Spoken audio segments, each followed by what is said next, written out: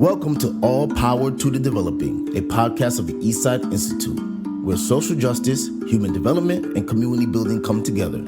This is where you will meet activists, artists, teachers, scholars, helpers, and healers who are bringing creativity, hope, and possibility to individuals and communities all over the world.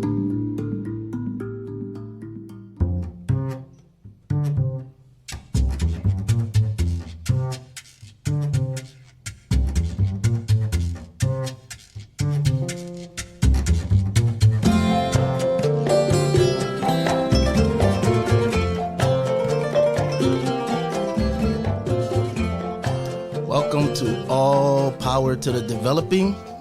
Welcome to the podcast. I'm your host, Desiree Wanden, Des for short, and I hope that everyone is enjoying their time listening to the podcast, All Power to the Developing. We have a very special guest for you today. In today's fast-paced and interconnected world, not feeling heard and seen can have a profound effect on individuals. When you feel ignored or overlooked, it can often lead to a sense of isolation and decreased self-worth. Through the power, transformative power of speaking, public speaking that is, Speak with Purpose empowers young scholars to dismantle prevailing narratives, uplift their cultures and communities, forge self-authored identities, and become forces for change. Welcoming to All Power to the Developing is the Executive Director and Founder of Speak with Purpose, Toiya Taylor. How are you doing, Toiya? Woo, woo, woo.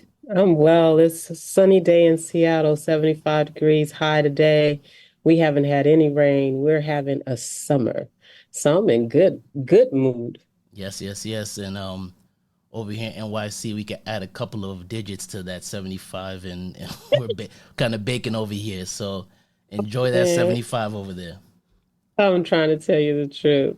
We'll have to send some of these summer breeze your way. Definitely.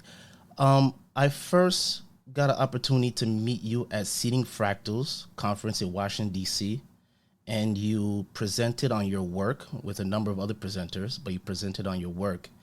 And you just were speaking so profoundly, giving a lot of your journey, a lot of yourself, and speaking about your purpose, what you do with your foundation, Speak with Purpose. And I was just so impacted by it because even in this digital age, this world of social media, we all have a voice, right? We all could go online and say what we want to say and do what we want. But a lot of people still share thoughts of not being seen, not being heard, feel like they can't express their thoughts, feel like no one's listening to them. And some of what you shared with your foundation was just very remarkable. So I was very excited to get you on the podcast, and thank you for being on All Power to Developing. Let's kind of start all the way from the beginning. Who is Toiya Taylor? Like, where were you raised? Where did you grow up? And how did it come to be that you even got into this work, doing this work with public speaking? Oh my God, where do I start? Where do I begin? I am a Seattleite. I'm an original Seattleite with all of the tech companies here. They say we're unicorns now, but there's still some originals in the city. But I was raised in Louisiana, a little place called Bogalusa, Louisiana, by my grandparents.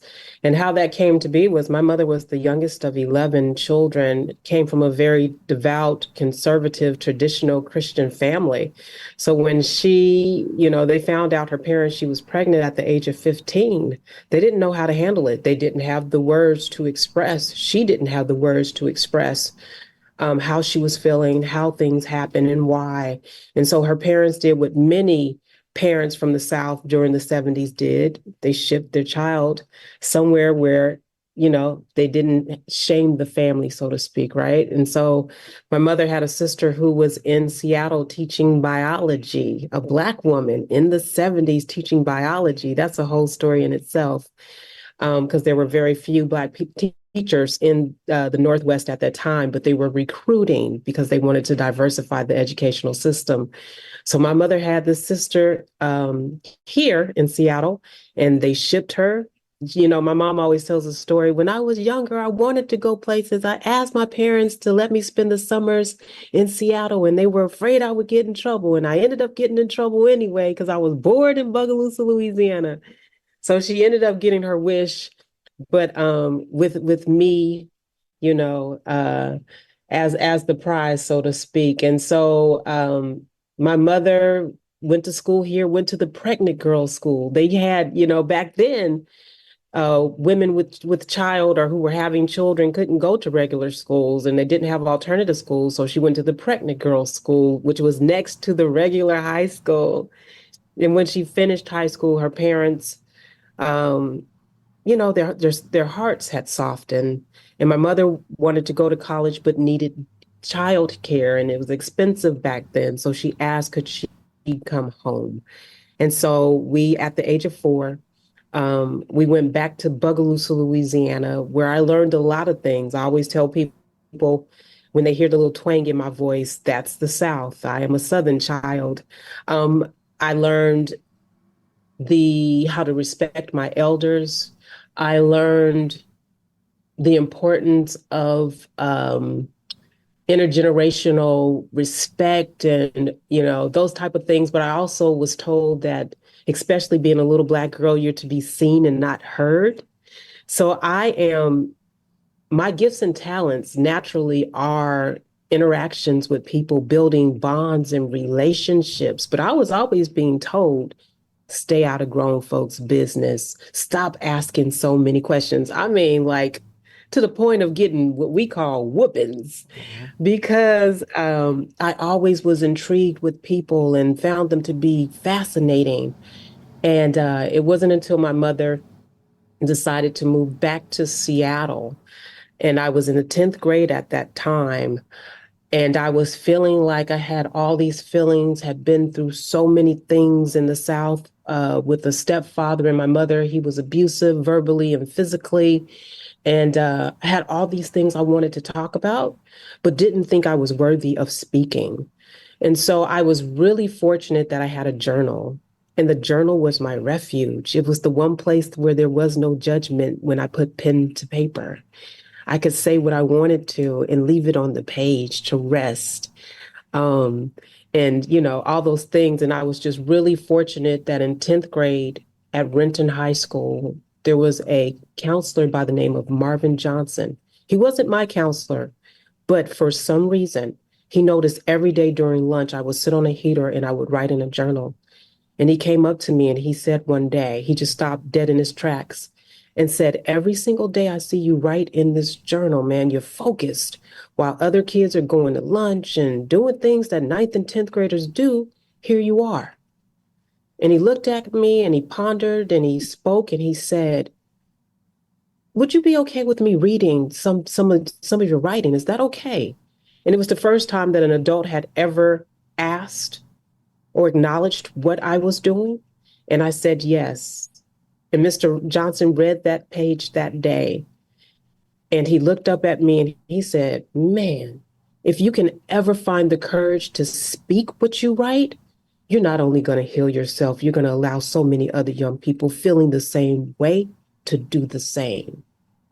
And the thing that I say about Mr. Johnson, he not only spoke those words into me, he then provided resources. The very next day at school, he introduced me to the NAACP youth chapter and a program that they did called AXO for Black high school students to compete in academia as well as the arts. It's called AXO, Afro American Cultural, Technological, Scientific Olympics of the Mind, baby. You understand me? And this organization or this branch of the NAACP takes young Black youth in high school from all over the country and allows them to compete on the regional level in math, science, photography, drama, painting, drawing, biology, architecture, all of these things in the same building. So you win on a regional level if you win the gold medal. There's gold, silver, and bronze. If you win gold in your city, you go to the national competition. And at the national competition, you see all of these young people from every walk of life, from ninth grade to senior year, but they are young, gifted, and Black. And we are all at a convention center in these different states and cities competing against each other, but with respect, love, celebration, and the inspiration of knowing that Black youth have everything they need when given the resources to lead, to represent their communities and themselves, and we were going to be all right. And from that day forward, 10th grade to my senior year, I competed in AXL every year in oratory, which is public speaking, drama, and I did spoken word. I won every year on the regional level, didn't win at nationals, but I had already won because I understood the process and I understood and was given permission to be gifted, to be Black, to be a young woman. And after that, the sky was the limit. Mm. I wrote speeches that paid for 4 years of college at the University of Washington. I created the first Black women's organization called Sisterhood at a University of Washington, where it is 30,000 population. We made up less than 1%, but we represented through sisterhood. When I left the University of Washington, I went to Washington, D.C., and within my first year became the first Black woman to compete and do oratory at the Miss America pageant, top 10. And I created the first summer youth employment program for the DC Housing Authority that is still in existence to this day, as well as Sisterhood that has been in existence for over 30 years at the University of Washington. And I've created 4 different organizations on a national level that represent a platform of youth voice and empowerment. Wow. Such amazing, like the spark that occurred off of just you, this gentleman, recognizing this, and to see you go on to take so much initiative and go on to create all of these things. I want to rewind for a quick second. You were speaking of this experience of you taking to the journal and then being given the support to now read some of these things in this journal or write things to now be read. Can you speak about that process a little bit? How was it for you to go from expressing your thoughts in this journal of yours to now saying it out to people or to the class or to this group of other individuals? Did it come seamless for you? Was there a little bit of hesitancy, or was it just a natural progression that occurred?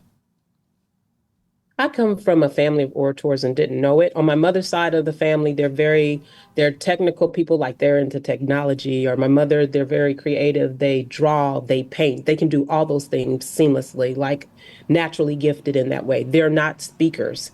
So to have this child who always wanted to talk, who always had something to say, had an opinion, was very different from my mother's side of the family. I didn't know my dad's side of the family because, like, when I told you my mother was 15, my dad was 23. So I didn't get to really know him until I was older. And my mother allowed me to start to form a relationship with my father. In the earliest memories of my dad and his side of the family, I was invited to a family reunion. And there was a talent show at the family reunion.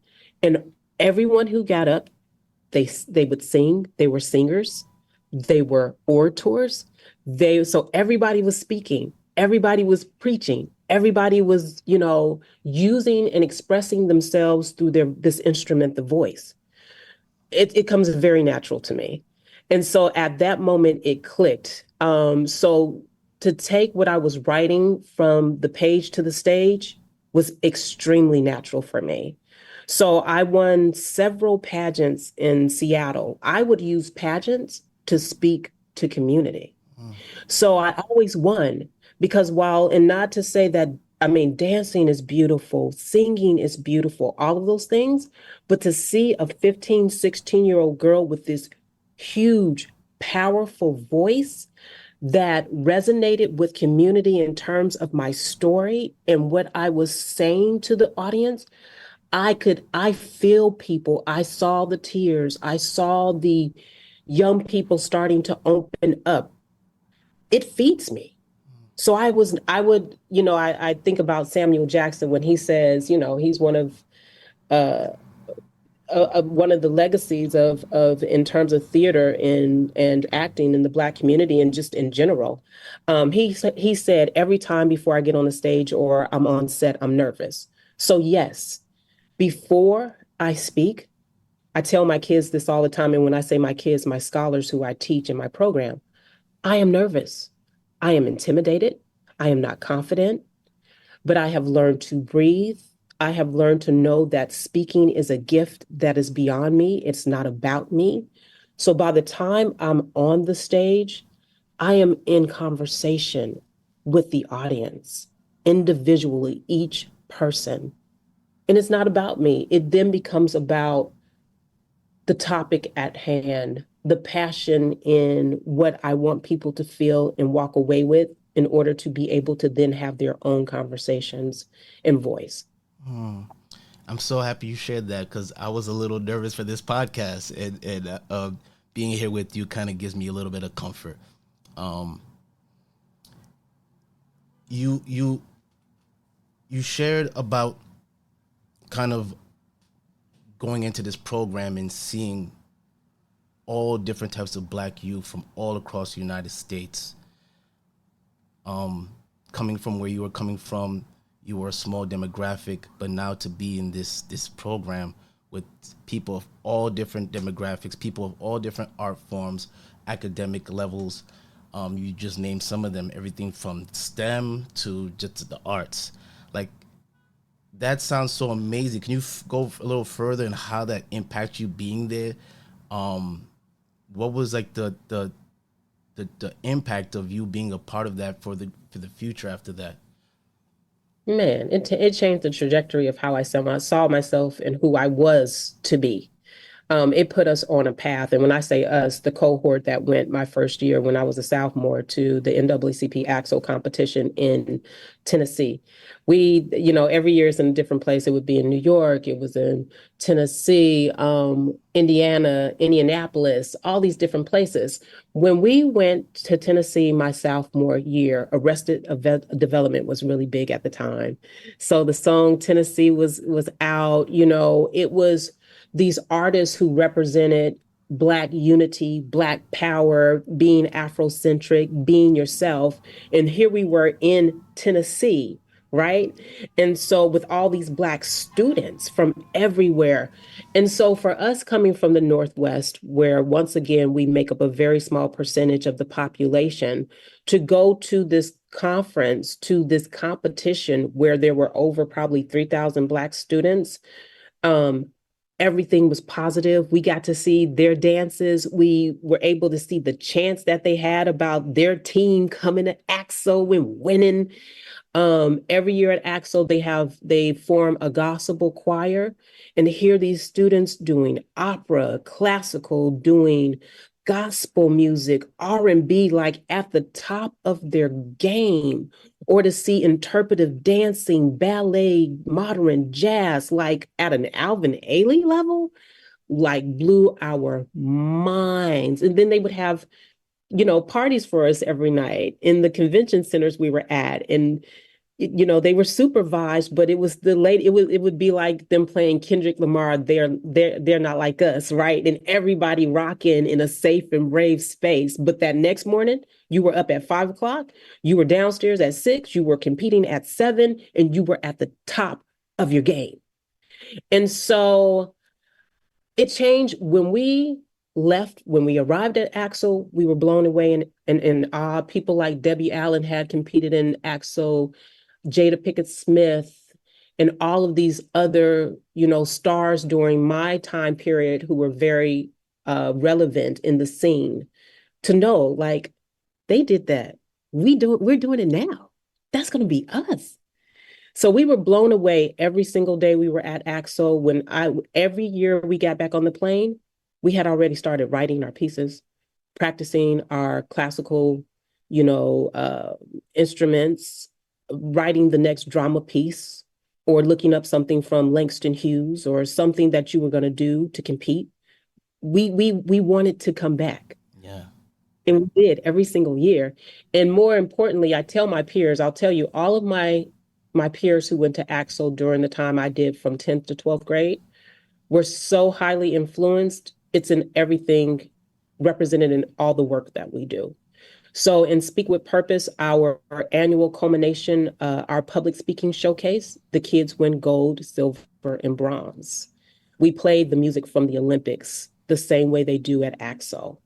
It is a celebration and an acknowledgement of brilliance. But all of that stemmed from the NAACP Axel for me. It is the seed that was sown, and I am the product, the tree that now has the leaves um, that are a product of that moment for me. Yeah, yeah. Wow. That sounds like an absolutely amazing program, and I hope it's still exists in that way, because it sounds like it has such a tremendous impact on not only you, but countless youth around America. I Yeah, wanted. I'm sorry. I'll say this really quick. Mhm. Just some highlights that I remembered from Axel. So, for instance, you could go and see there would be open exhibits in terms of like the painting and the drawing and that kind of stuff. And you would walk into a huge banquet room where all of the paintings of these students would be set up. Now, if you're thinking of paintings, like you would see from a ninth grader, 10th grader, no, we're talking about Basquiat level.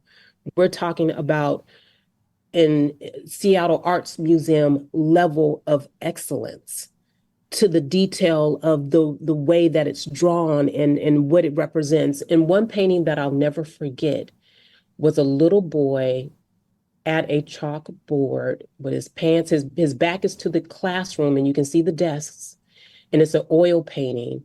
He has on a baseball cap, he has his pants sagging, and he's been told to write over and over, I will not kill my classmates. I will not kill my classmates, over and over, dozens of times.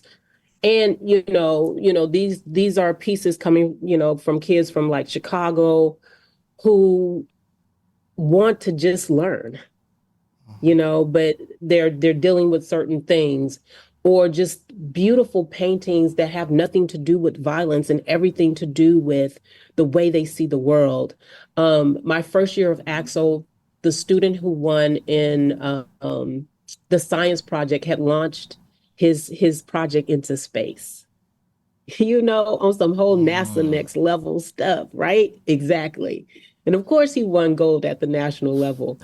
Um, but that's what we were a part of. yeah. And I always walked away from Axel being like, you know what, they can say whatever the hell they want.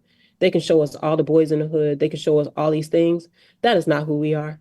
We're about to rule the world. So all of my cohorts own nonprofits, have traveled the world, have performed at Carnegie Hall. We are all exceptional. And Axel did that for us. So, We're going to keep it flowing and keep it going, because when we come all back right. from this commercial break, Toiya is going to speak a little bit more about Speak with Purpose. We're going to find out some more information about how the organization was started, some of its mission statement, and we're going to continue to launch off just like that brother did when he put that rocket into space. All power to the Hey. developing when we come back.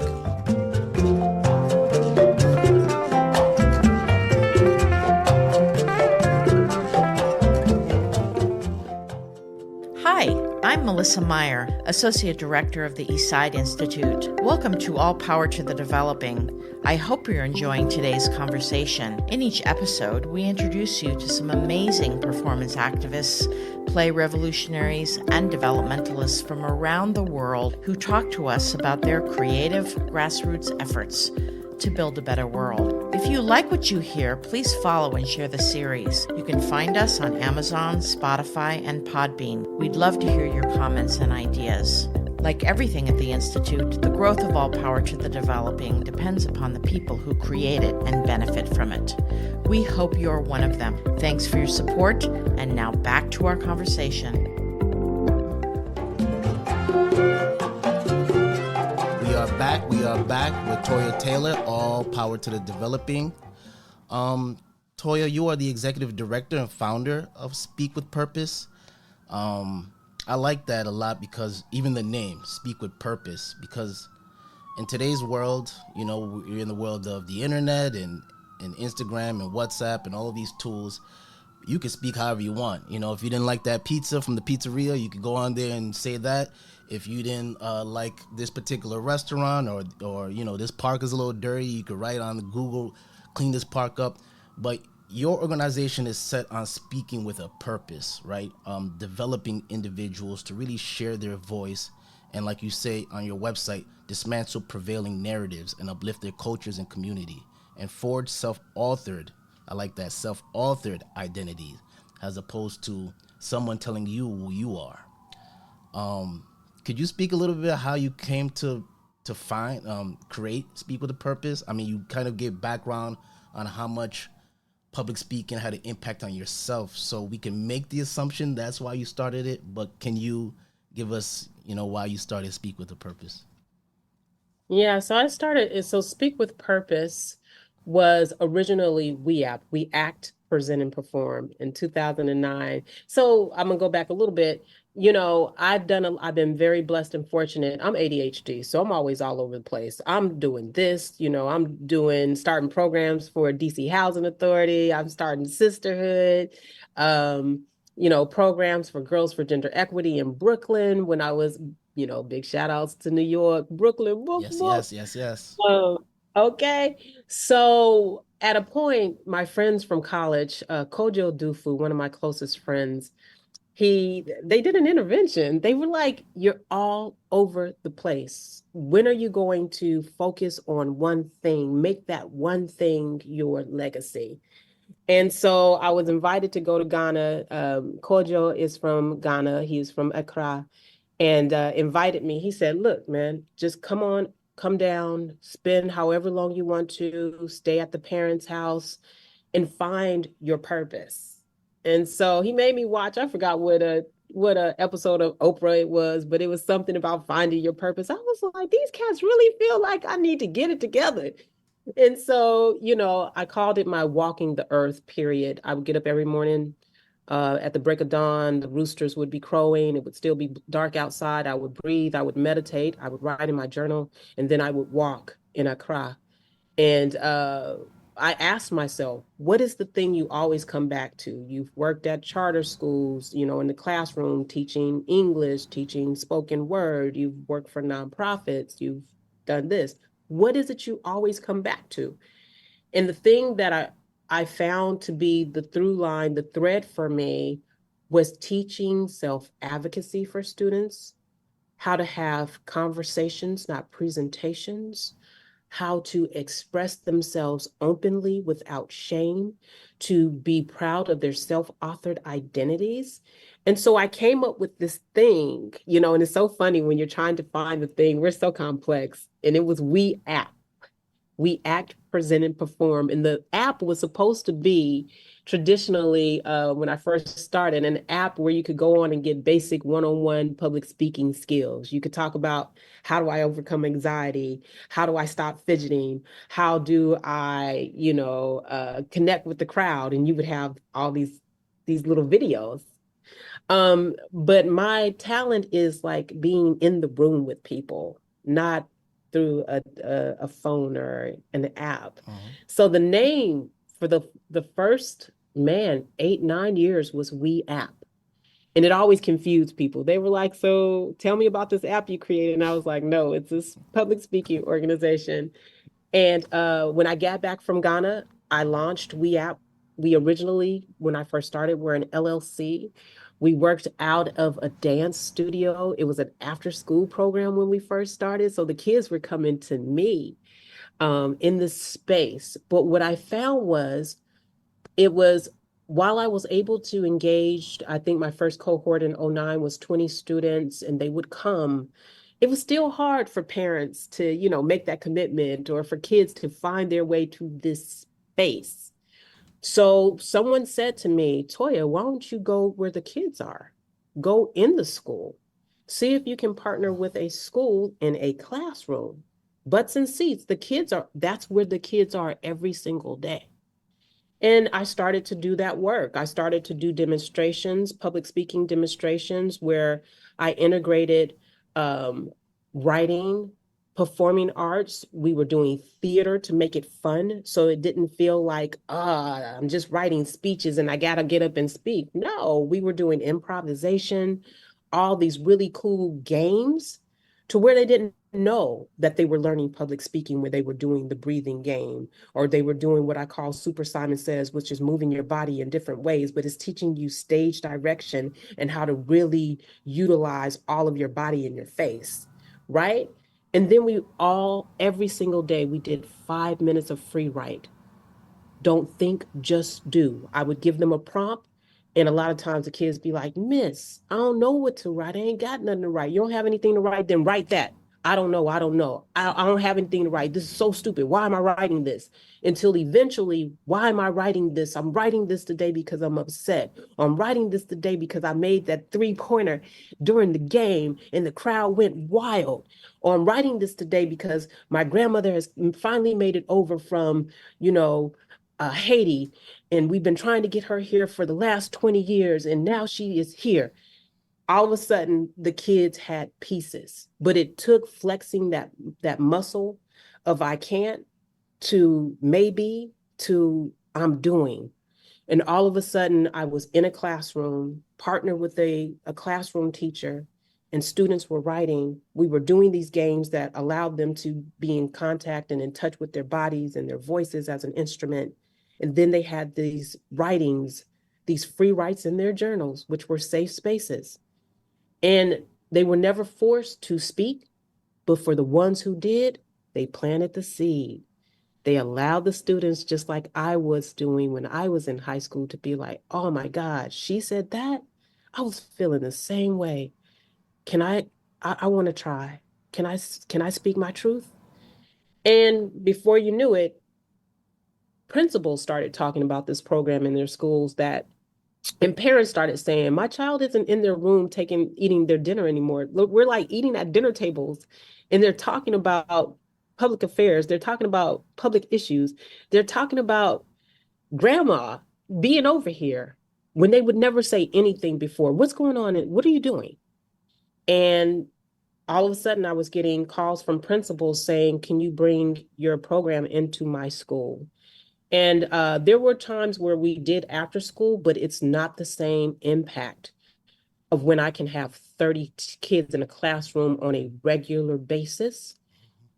We created a curriculum. We had actual teachers from Seattle University who were graduating with their teaching certificate write our first curriculum so that it was in alignment with Common Core standards, which was another selling point for a school, right? If you're going to allow me to have school time, they wanted to know that this curriculum was still going to meet standards. That's just a traditional education, but I was able to sneak in current affairs, allowing students to do what we call counter narrative storytelling. Those are the stories that are rarely told in the classroom, but are the true history of our people and our communities and our culture. I was able to sneak that in.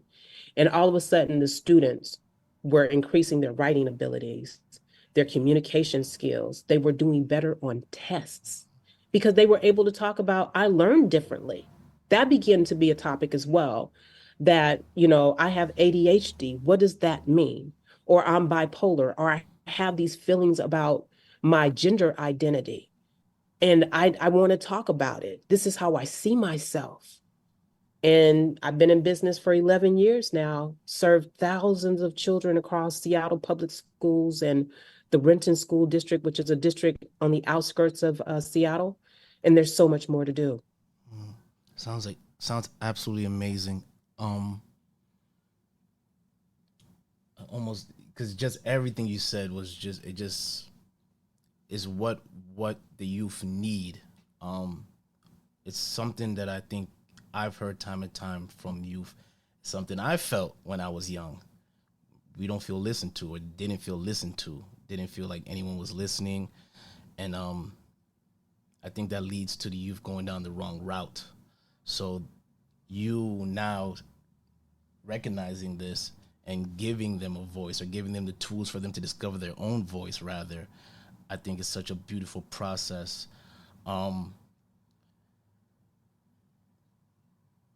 My question is, for these kids, what are some things we know about the general things that come out of this that you described, like more confidence, the ability to speak to their families now, or deal with their parents in a different ways, be more communicative, better test scores at school. Some of these things that are emerging out of your program, what are some things that maybe we don't see, or that we don't see on the surface, that are developing from this? What are some things that maybe that you see on a closer level that has emerged out of this, besides some of those general things? I'm in my mind, I'm thinking of all the things. So I went from a one-woman show for the first at least 6 years. I taught 26 classes a week by myself over 3 school districts. Um, yeah, because it's just my passion, man. I got to do what I love, which is teaching children to see themselves, be themselves, and to speak up and speak out. Um, and it was community, the community saw the work I was doing, and I received my first major grant in 2018, and it was over $1 million to expand and to build a team. And so I tell my team all the time, my foundation is always the same. Like, don't expect these kids to do anything you can't do yourself. And so if you're asking them to speak their native tongues, you need to be open to learning the native tongue.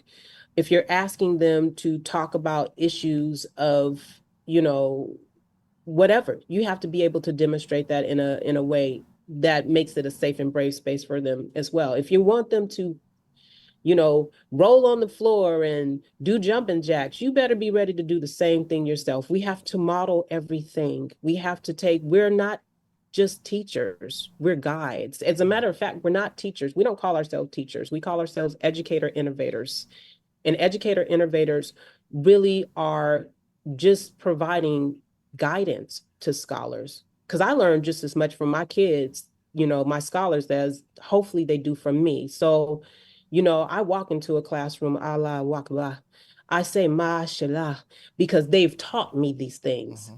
And so now I go to dinner with families and I sit on the floor and I eat the way that they traditionally eat. And I learn these things. And so it's building relationships and community in the classroom. The classroom isn't just about teaching science, math, technology, or whatever, or teaching. That's the problem, is we're teaching to a test. Mm-hmm.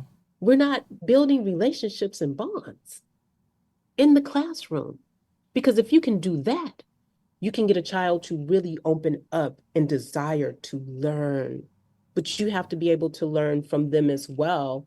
And so, a lot of things that I see, we have to, if we ask them to be brave, we have to be brave as well.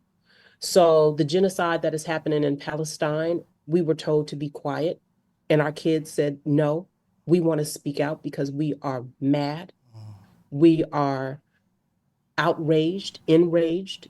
And I had to say, if there are funders who say, we're not going to support you because you're allowing your kids, elementary to middle school, to talk about the genocide that's happening in Palestine and, with the Palestinians, they're not funders for us. Our kids, when George Floyd was murdered, wanted to march in the streets. Within 2 weeks of the murder, the untimely death of George Floyd, we had established, developed a committee of community organizations spearheaded by youth. And within 2 weeks, we had a march of over 3,000 children called the Children's March, where they came up with 9 pillars that they wanted to implement, integrate into their communities and their schools about how to combat racism, inequities, and, the things that were happening, police harassment and brutality. So what I really strive for my team to do through Speak with Purpose, project-based learning, to take these conversations from the classroom and then put them into use in our communities. So that's what you see our kids doing. I have the honor of working with an organization called World Affairs. World Affairs takes youth ambassadors from all over the world, and they bring them to Seattle to prepare them to speak at the nation's capital, Washington, D.C. So for the last 3 years, they've called me. I have coached students from Cuba, Brazil, Kenya, um, Argentina. That this week it was scholars from Iraq. And so to hear their stories, to give them the tools to share their stories about war, about being silenced, it changes all the scholars. It was over 21 scholars from Iraq who were the world ambassadors this year. And they said, your ability to give us the courage to speak our truth, whether it is in Seattle, DC, or when we get back home, is the best gift that anyone has ever given us, because I will utilize this the rest of my life. Um, And could I ask you a yeah, question off of that? How was that for please. you? I mean, you're speaking with all of these different people in all these different places that all have particular things that are impacting their lives, and they're then sharing it with you. How is that for you on an emotional level to although you're turning this into a positive with Speak with Purpose, how is that for you, just hearing all of this, taking in all of these things coming in from all of these different countries, the pain, the sorrow, the war, the not feeling heard, the not feeling seen? I imagine in other countries where there's particular laws or different ways of governing that really outcast people. So how is it for you to be in the midst of all of this? And of course, you're still giving and you're still providing leadership and guidance. But how is that for you on an emotional level? I'm just curious. Humbling. It is pure humility for me. I don't come into a room as an expert. I just come pure heart. I listen. I try to do more listening than I do speaking. I model, and then I allow them to do. And, you know, I think that is the thing of building relationships. Public speaking to me is not a PowerPoint. It's not text on a page. It is connecting with people on the deepest level. And so I have to remove all of my, insecurities. I admit them. I have to come with a humble heart and let people know that I am creating a space that is about their experiences and how they want the world to be. And when I accomplish that, I feel like I've done my ancestors proud, is how I feel.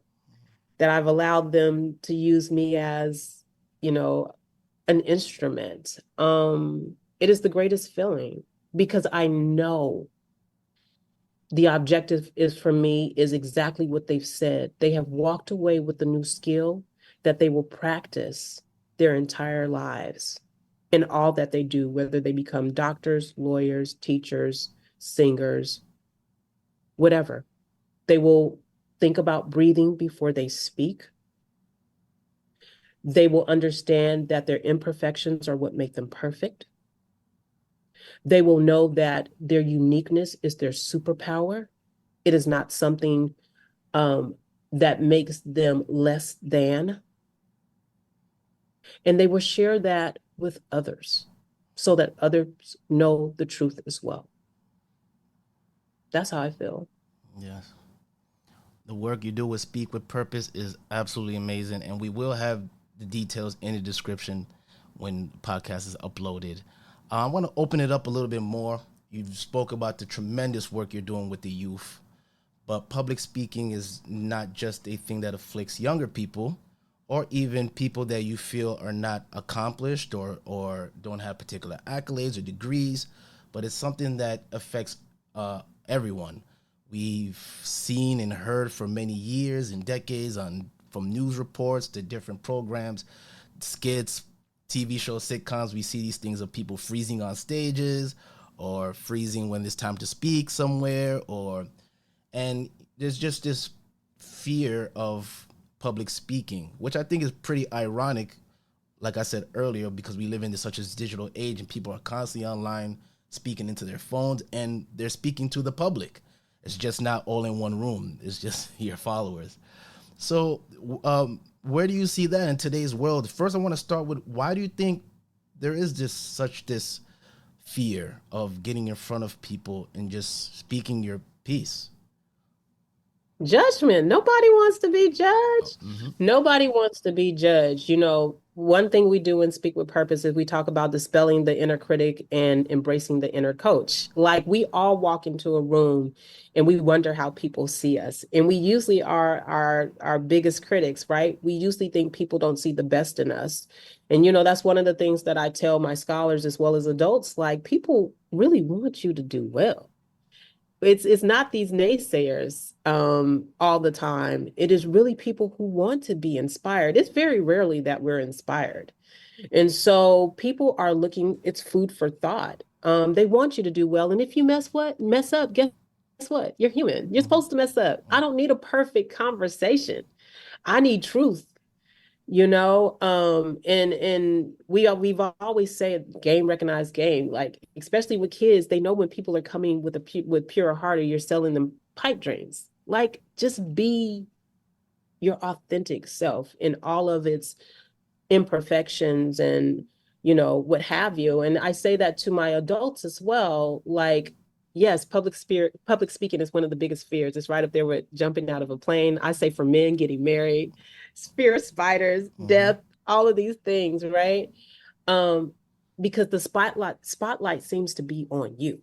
We think the spotlight is on us. And in that moment, you have to be perfect. You have to say the right things. You have to know all the answers, and you got to get a standing ovation at the end. Absolutely 100% not. You have to get lost. First of all, if you wrote it, you know it. If it's your story and you're putting it on paper, it's really up here and in your heart. It's in your mind and in your heart. Write an outline. Do not write word for word verbatim.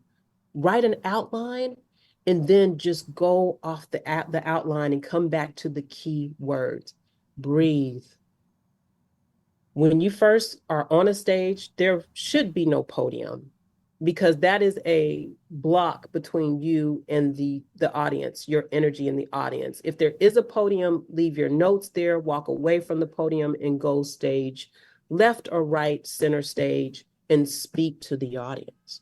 If there's an opportunity to walk in the audience, walk amongst the people like Jesus did.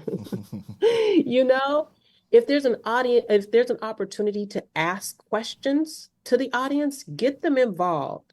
The type of public speaking I do, I have done my job if I can get you to talk more than I do.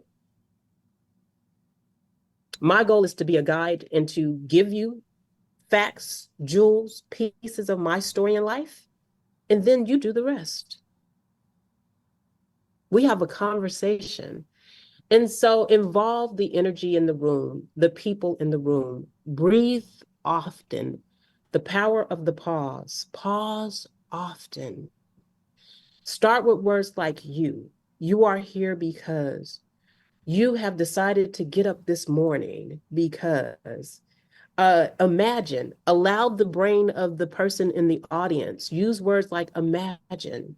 Today is the first day that we have a new candidate running for president. How do they feel? How do the American people, how do you feel? Start with words like imagine or a stat, a statistic. Start with something that involves the audience and breathe through it. The power of the pause. Take a moment, you say something, allow them to process what's been said. If you ask a question, allow people to answer the question. So it's more of those type of things. And I always tell scholars and I tell adults, use your hands. Like, your hands have energy. If you are just standing there with your hands by your side, no wonder you're rocking back and forth and you're fidgeting. Use that whole instrument, your facial expressions. Move forward when you say certain words. Use your hands to express how you feel. It is all a part of the story. Yes. It's so interesting you say that, because you're right. When you're just like stagnant and you're still, it's almost like you put more focus on yourself because now it's like a statue. It's almost like when you look at a statue, that statue's now moving. So that's why everyone's sitting there looking. But if the statue got up and walked away, we'd be like looking left and right. Whoa. Yeah, whoa. Don't The, get the up. other thing The other thing that's really important is manifestation. Visualize your success. You should, before you ever walk on a stage or in a room to do a speaking engagement, you should have already manifested your success. You should see yourself walking in that room, breathing with confidence, telling the story, asking the questions, and you should see the people in the room and how they are responding and reacting to what has been taught, has been said, has been delivered. That way you can really dispel those inner critics. When you walk in and you're like, God damn, I didn't prepare properly. I'm not ready. Oh my God, look at their yawning. What am I doing here?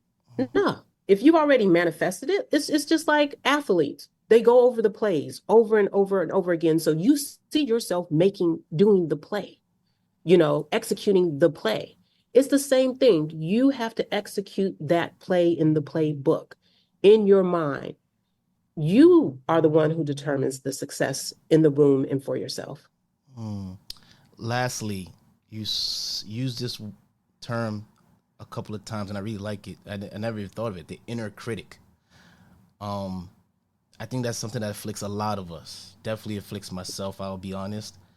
Put a lot of pressure on myself for a certain level of quality and perfection, and we think that that's what really truly represents us. And in a way, it does, right? People see the particular quality we put out, in like you said earlier, judge us.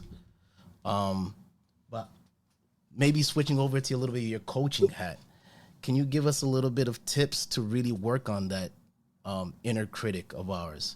What are some ways that we could slow that down a little bit? What are some ways we could maybe speak to ourselves and calm our inner critic down and allow that other self to emerge and have a little bit more of authority in this, whatever situation it is? Can you, maybe I'm asking this question for myself, but I really love you speaking on this inner critic. Absolutely. Affirmations, find music that speaks to you and allows you to see yourself. So, I have a folder in Spotify, a playlist called Get Lifted. And it's all music about financial wealth. It's about giving myself permission to be the boss lady I am, the activist and advocate that I am, giving myself permission to rest. So be really, I tell young people, I tell adults all the time, be very aware of what you are listening to and what you are reading and who you are surrounded by. Affirmations should be in your room, in your bathroom, in the mirror when you're brushing your teeth, washing your face, of today is my day to grow. I am more than enough. I have a gift that is to be given to the world. Affirmation of self, because there are so many negative things around us. You're listening to CNN, you're listening to certain type of music and people and what have you. It's really easy to get caught up in that trap. And so if that's what you're listening to and that's what you're feeding your soul, and be aware of what you're eating. Drink water. These things really do. Meditate. I always tell people when I'm doing workshops with adults, there's so much gook and static in our minds. You have to find a way to clear the mind. You have to learn to recondition yourself, reprogram yourself to breathe properly again. When we came out the womb, babies know how to breathe. It's the first thing you have to do. When you watch a child, a baby, a newborn, they breathe from the diaphragm naturally. By the time a child is in kindergarten, they're starting to breathe from their chest and their shoulders. That is not the appropriate way. That is a learned condition. That is anxiety and stress. We have to reprogram ourselves just to, first and foremost, know how to breathe again. So whenever I need to do something properly, I stop and I inhale through my nose, exhale through my mouth, And I make sure that I'm using my diaphragm and not my chest breath or my shoulders. So I tell people start with that. Yeah. Before you don't even have your alarm clock go off, don't have NPR being, in your ear first thing in the morning. Don't jump out of jump out of bed, excuse me. Breathe and breathe properly and have a gratitude journal next to your bedside. One of my students taught me that. I used to write in my journals to dump all of the melancholy, all of the depression, all of the things I was feeling or thought I was feeling. I never gave myself permission or thought I could write from a place of gratitude. I personally have champagne problems. Champagne problems are, staff members maybe going through some changes, or I'm not in a relationship personally. I got champagne problems. So gratitude journaling, a ninth grade student taught me the value of it. Is I woke up this morning. I have a staff of 9 who are dedicated to this work. I met with students, world ambassadors from Iraq today, and they said that this workshop has allowed them to open themselves. And how far is that going to take them in this world? That's gratitude. So now my journal entries look very different, and I'm so proud of that. Like, I show myself grace and I celebrate and acknowledge myself in a way that's very based in humility. But also allows me to know I can go out there and today I'm gonna kick ass. I get to kick ass and inspire somebody. I have been privileged to do that. Toiya, thank you so much for being a guest on All Power to Developing. You gave so much to us in this episode about your personal life, your personal journey, and the people that you continue to impact. If people would like to reach out to you, maybe get some coaching from you, sign their youth up with Speak with Purpose, how could they get in touch with you? Where can they visit? Yeah, so let me tell you where we go from here. What are the next steps in my vision is that this is a national and then international movement of speaking up and speaking out for our youth, especially in the climate we are today with everything that's going on with our country and internationally. So how can people reach me to do this work on a national, international level? I can be reached at Taylor@speakwithpurpose.org. We are also at speakwithpurpose.org, which is our website. You can find us on Instagram or Facebook, but please reach out. I am available to do coaching for adults as well as youth, moderate events, to facilitate, and to help people share their stories, whether it is professionally or personally. We have to start to connect with people once again. Thank you so much, Toiya. And whether it's a journal, whether it's a microphone, whether it's a stage of 1 million people or a stage of 2 people, we hope that you found this episode very enjoyable. If you would like to let us know what you loved about this episode, you can write to us at podcast@eastsideinstitute.org. I repeat, that is podcast@eastsideinstitute.org. Please write to us and let us know what you loved about the podcast. We would love to read your response at the end of the podcast. Remember, All Power to the Developing is available on all major platforms. So please go check us out, like us, subscribe to us, make some comments, let us know what you love. Performing the World is right around the corner. Go check it out, performingtheworld.org. We have a lot in store for you this year. Some great presenters. So get your tickets now because you're not going to want to miss it. All Power to Developing. Thank you so much once again, Toiya Taylor. And let's keep this ball rolling. Thank you, Des. Thank you for having me.